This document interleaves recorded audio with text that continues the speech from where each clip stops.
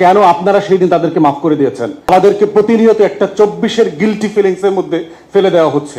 24 করে যেন আমরা মানে প্রচন্ড রকম একটা কবিরা গুনাহ করেছি, তওবা করতে হবে, ইস্তেগফার করতে হবে।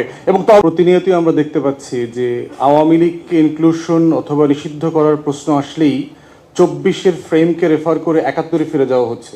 এবং এইটাকেই আমি হলো দিল্লির ডিসকোর্স আকারে পড়ি আর কি। 71 ইস্যুটা রিজলভ করার দায়িত্ব কি আমাদের জেনারেশনের, যাদের আমাদের জন্ম অনেক অনেক বছরগুলো পরে? না, এটা শেখ মুজিবের উপর রেসপন্সিবিলিটি ছিল। 72 থেকে 75-এর সরকার ছিল। এই সোনার বাংলা সবচেয়ে বেশি সময় ধরে কে শাসন করেছে? আওয়ামী লীগের 16 বছর, আগের 5 বছর, 21 বছর, শেখ মুজিবের 3.5 বছর, 24-25 বছর ধরেন আওয়ামী লীগ ক্ষমতায় ছিল। 9 বছর ছিল আওয়ামী লীগের বি টিম, দিল্লির বি টিম এরশাদ। তাহলে প্রায় 31 বছর ছিল হচ্ছে তারা।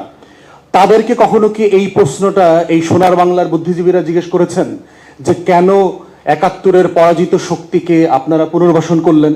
কেন মুসলিম লীগ এখনো রেজিস্টার্ড পলিটিক্যাল পার্টি? কেন অন্যান্য সকল দল এখনো রাজনীতি করতে পারছে?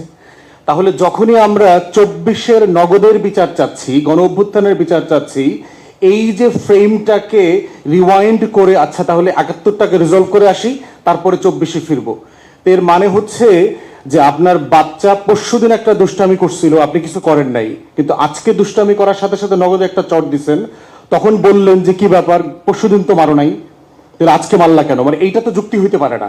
এই জন্য এই কোশ্চেনের ফ্রেমটা প্রবলেম্যাটিক এবং এই প্রশ্নের উত্তর আওয়ামী লীগকে দিতে হবে।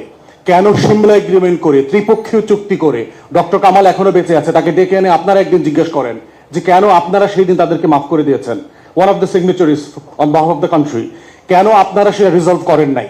কেন 93,000 সোলজারকে ইন্ডিয়া পাকিস্তান পাঠায় দিচ্ছে?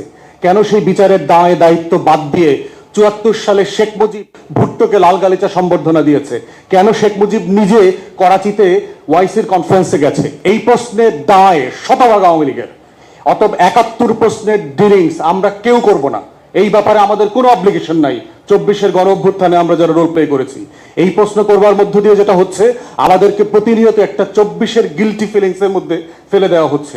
24 করে যেন আমরা মানে প্রচন্ড রকম একটা কবিরা গুনাহ করেছি, তওবা করতে হবে, ইস্তেগফার করতে হবে। এবং তওবা করতে হবে কোত্থেকে?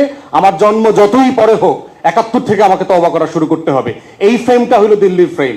এই ইনক্লুশনের ফ্রেম হচ্ছে আমাকে আবার ইতিহাসের ডিসকোর্সে ফিরায় নিয়ে যাওয়ার ফ্রেম।